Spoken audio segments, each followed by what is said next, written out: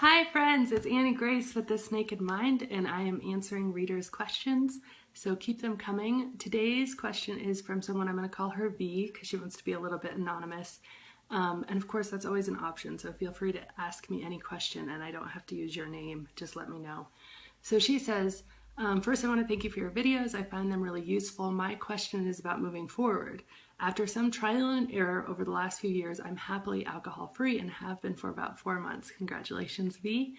I intend to make this a long-term way of life as I have no interest in drinking again, as life is just too good this way. One of the main reasons AA wasn't working for me is it seemed to keep people trapped, telling again and again traumatic drinking tales from years past.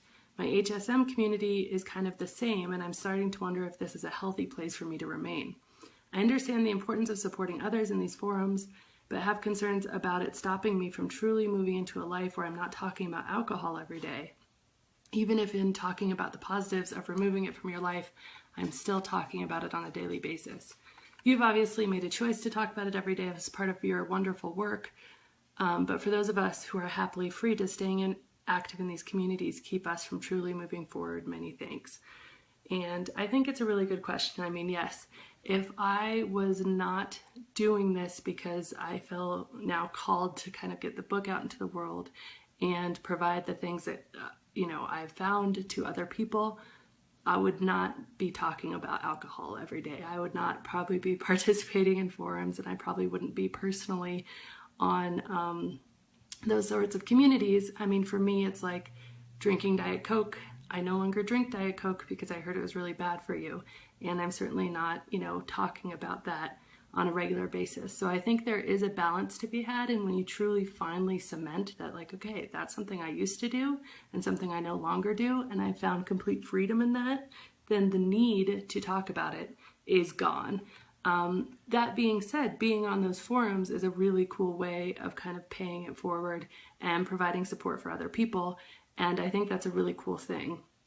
So I want to be really clear that, most people and many people read the book or go through some sort of spontaneous sobriety or find freedom from alcohol in some other way, and they just leave it. They just wash their hands and they're done. Like, I'll use my dad as an example. He stopped drinking before I was born and it was just over. I mean, he certainly never got together and talked about it with anybody else. Other people, really need that additional support. And I think one of the reasons we need so much support is because we live in this alcohol-saturated country. I think for most people, when they, achieve some sort of realization that alcohol is no longer working for them and it's not important and they don't want to do it anymore, that can carry you quite far. And it could carry you for the rest of your life if you lived on a deserted island without any other people drinking or any alcohol available or alcohol not on TV. You certainly would never probably think about it again. Or if you never left the house, you would probably never think about it again. But the reality is that alcohol is all around us. And this funny thing happens when you see your close friends drinking. You don't quite understand why they're drinking because you now know this new stuff and you are completely free. And so there's some dissonance there because they're doing something and you love your friends, but you don't understand why they're doing what they're doing. And, they of course don't quite understand why you're not drinking. And so that distance, as humans, we want to close distance between any sort of gap inside ourselves, any internal argument, and certainly anything that is happening with us and another person.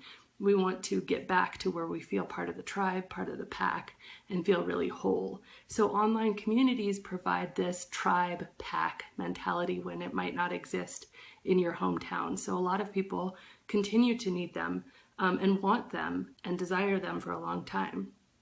On the other hand, if you feel like talking about alcohol every day is keeping you stuck thinking about alcohol, certainly do not talk about alcohol every day and get off the communities and do what works for you. I think that's the most important piece of advice that I can give, is that everybody's journey is going to be different. Everybody's history is different. And while there's lots of similarities between us, you need to absolutely do what works for you. Don't spend your time and energy in forums if it's draining from you, because the truth is, if your motivation is just helping other people, you being fully present in your real life, in your offline life, not drinking, happy about it, demonstrating that example to every person you come into contact with in your real life by example is going to be the most powerful thing. That alone is going to be so much more powerful than, spending tons and tons and tons of hours on communities. So if it's dragging you down, certainly move past it and don't do it. And if you don't need it, you don't need it. And that's a really great thing. But I'll say don't take freedom for granted. You got stuck in the first place because of a lifetime of conditioning around the benefits of alcohol. And in our alcohol-saturated culture, that conditioning is ever present.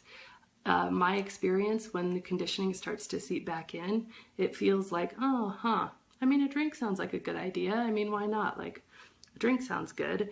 And for me, that's as far as it goes, because as soon as that happens, it's like a big, huge warning, like, whoa, where did that come from? A drink does not sound like a good idea. Are you kidding me? All that research I did, all those horrible things.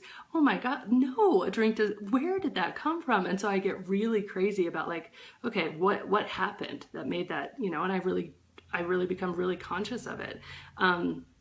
And now it barely ever, I don't even remember the last time I thought a drink really sounded like a good idea, but that happens. And especially only 4 months in, I'd say that happened to me for pretty much 2 years, where it was kind of like on occasion, I would have been spending time with friends, or I would have seen some advertisement or something would have seeped in. The thing about this unconscious conditioning is you don't know that it's happening. It's not conscious.